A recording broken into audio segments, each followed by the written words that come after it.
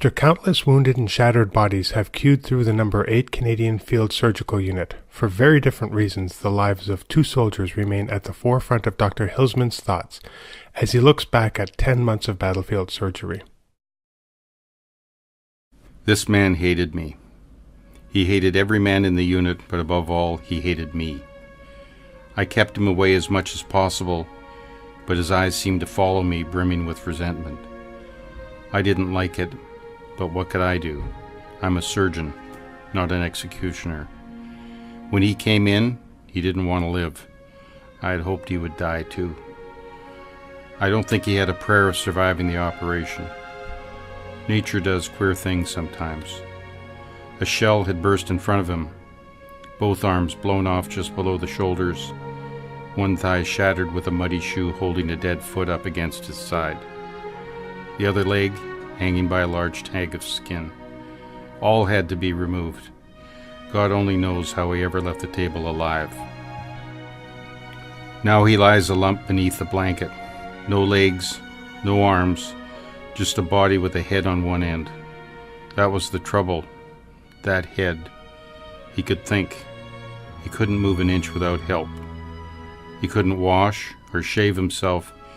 Even those things which humans do most privately all had to have at least one witness.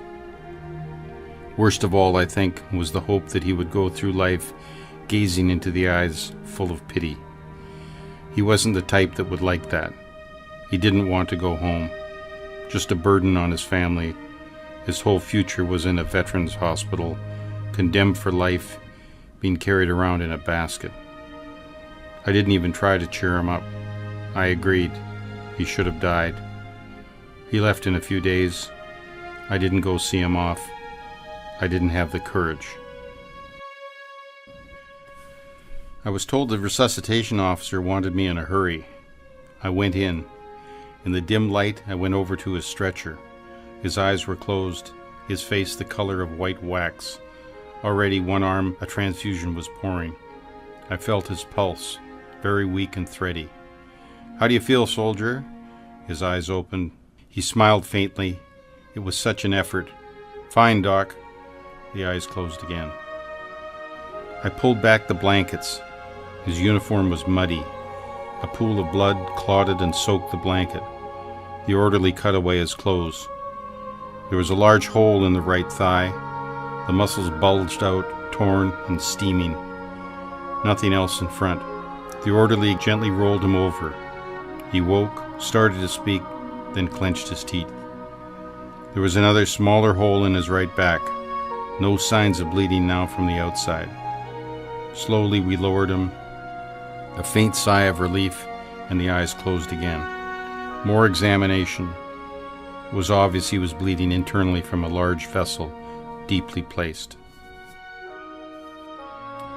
I went to the other end of the tent with the resuscitation officer. Almost in whispers, we planned to save this boy. Pour the blood in fast and then get a quick attempt to stop the bleeding. I went back to the operating tent and called the men together. Thank heavens they were fresh after a good day's sleep. I explained. A desperate case, abdominal setup, a race with serious hemorrhage.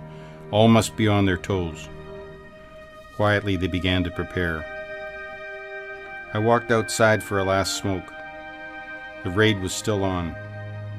The horizon to the west was bright with flames shooting upwards towards the sky. Must have hit an ammunition dump. I thought of the boy. He seemed so alone.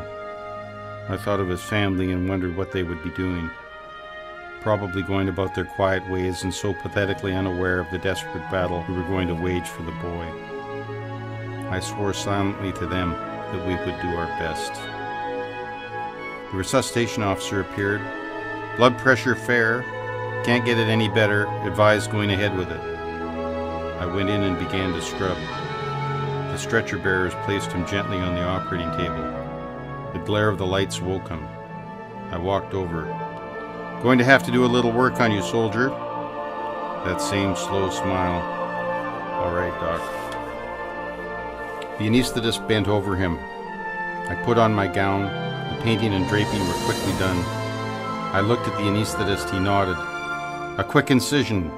Furious hemorrhage. Can't see. He's bleeding too fast. Suction, quick. Still can't see. A pack. Press hard. It's still flowing. Big forceps, quick. I'll have to clamp blind. Oh God, I hope I get it. It's no use, it won't work. To the main vessels, quick. Another incision. Rapid dissection. The vessel is tied. Back again to the first incision. It slowed up but not stopped. Suction, pack, suction, quick. I straightened up, a sigh of relief. It stopped. A quiet voice is from the distance. I'm afraid he's gone. I looked at the anesthetist. I walked over and sat down. A hell of a surgeon. He stopped it all right, after he was dead. Stretcher bearers passed me carrying the small form wrapped in a blanket. I felt like hell. Sorry, old man. I'm a lousy surgeon. A tap on the shoulder. The resuscitation officer wants to see you. Another belly. It had been a tough night. A cup of coffee and then to bed. I was tired but felt good. Only one table death last night. We drank our coffee, talked about the session, a last cigarette, and then slowly and wearily I walked toward my tent. I had earned this sleep. I stopped. In the field I saw a fresh mound of earth. The padre was placing ropes around a blanket-draped form. I remembered the boy and felt miserable. I went over. It was the last I could do now. The service began. Men slowly drifted around and took off their berets. I looked at their faces. This soldier was not alone. He had many friends. They didn't know his name, but he was a friend. I glanced at the road. A small gathering of French peasants stood with their heads bowed. They crossed themselves. The boy was lowered gently and reverently into the grave. The service ended. All except 2 pioneers. I waited until he was covered. The pioneers shaped the mound. They did it so carefully it must look nice. Poor kid, all by yourself in the corner of a French field. Well, before we get through here, you'll have plenty of company. I started to walk away. I saw an old French woman hobbling through the gate. One hand clutched a cane. The other arm was full of flowers. Painfully she knelt. Reverently she placed the flowers one by one on the grave. Several more women knelt beside her. All had flowers. Soon the grave was covered. I walked over. Merci, mesdames. I felt better. In time, it was all over. The war had dragged out to its final days, and I was on my way back to England. Looking back, I wondered whether it was all worth it. A very definite yes. I've traveled over much of Europe, and I've made many staunch friends. I've witnessed the most stupendous drama in history from close range. I've spent 10 months doing the most soul-satisfying surgery possible. No matter what the future holds, I feel those long, hard years of study were well spent.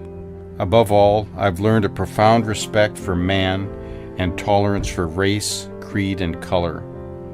I've found that courage is the most common of human qualities and that it is not confined to any one class or people. It was not lacking in our enemies. I've seen men rise to sublime heights of self-sacrifice. I've seen others descend into the depths of unbelievable brutality. I've seen men torn and shattered, but I've never heard a complaint from a wounded soldier. I've seen a lot of men die. Each death tore at my heartstrings and showed my inadequacy. I've also learned that in danger, all men are scared. I've learned that courage consists of doing the job in spite of being afraid.